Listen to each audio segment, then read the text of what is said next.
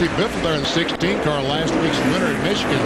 This last run, green flag, he has been pretty fast in this 16 car. He is a lap down. He's currently in the 11th position. I don't know that he can catch Dale Jarrett. Don't think he has time, but he's only got 15 laps to do it, BP. He's got some ground to make up.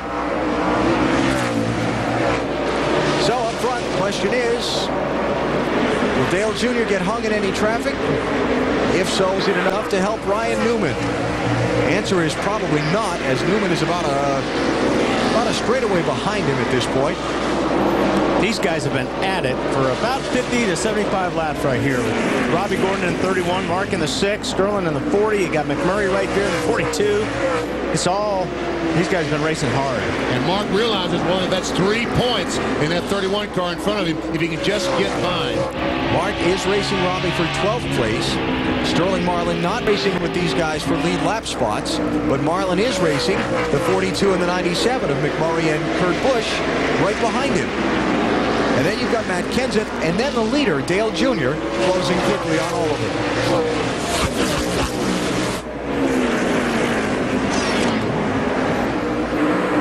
Mark just can't seem to get close enough to the 31 car to really do anything with him so far. Boy, 31 really got a shot off the corner there. Big story of Mark Martin's night, lap 227 under a green flag pit stop. He came down both pit roads instead of just the one that you do under the green flag, and it dropped him way back in traffic. He never has made up to the ground. And just think what might have been. Oh, he was easy top 5 car. I think so. Easy. He'll be heartbroken. Leader Dale Jr. just passing Matt Kenseth, putting the 9th place driver a lap down. Marty?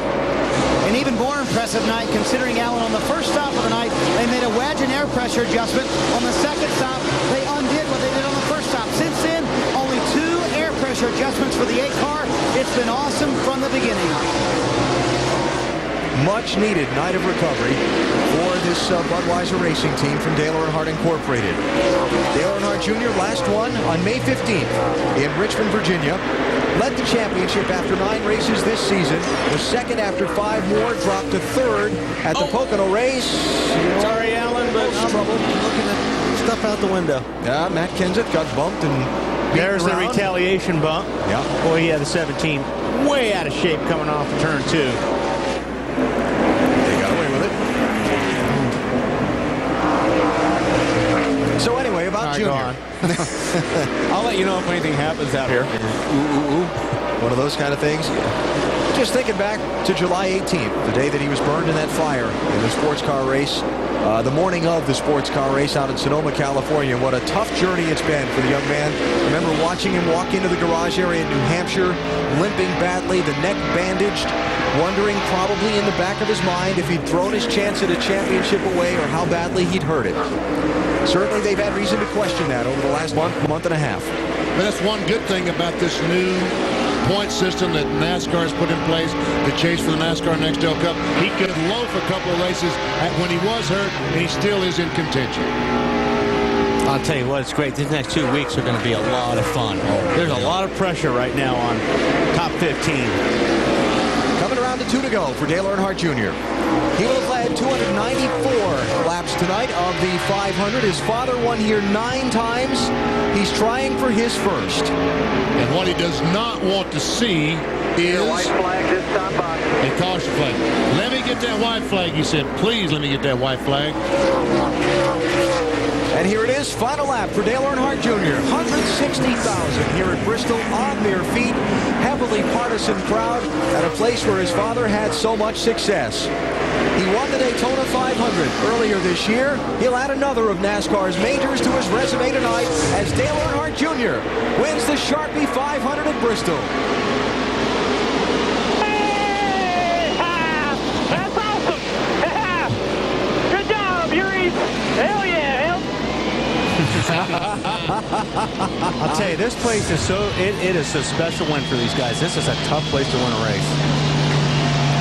Dale Earnhardt Jr., the first ever driver to sweep a weekend here at Bristol. The Busch Series race and the Cup race in the same weekend. I know that sounds hard to believe, but that's the fact. He's trying to do his donuts, and other guys are trying to get back to the garage area. There you go. Now the track's yours, Junior. That's why you make the bumper strong, right there. Marty? May have been the first time someone's ever done it here at Bristol, but the third time Dale Earnhardt Jr.'s ever done it in his career. That's a very interesting burnout, isn't it? Tony Eury Sr., that reminded me a lot of his dad. Did it remind you of him? Yeah, he loves this place. This place in Richmond, he loves it. And, you know, this whole team loves this place. Where can you go race in front of this many people, you know, and they all, looks like the whole stands are red up there, so a lot of Budweiser stuff. But, you know, we've lost this race twice and threw it away a couple times ourselves, loose wheels and stuff like that. So we're just glad to bring her home tonight. That Budweiser Chevy's been awesome all night long, and we needed this because last 2 months, man, we've been awful, and you know, we just we've had a slump going, and we got it straightened out tonight, I hope. What a recovery for this race team. An awesome night for Dale Earnhardt Jr. I mean, he's still got tires to roll on. But he burned them off by now. That looks like a Chevy winning moment to me. Chevrolet congratulating Dale Earnhardt Jr. and the number 8 Monte Carlo on today's big win. No car has dominated Cup racing like the defending manufacturers champion, Chevrolet and American Revolution.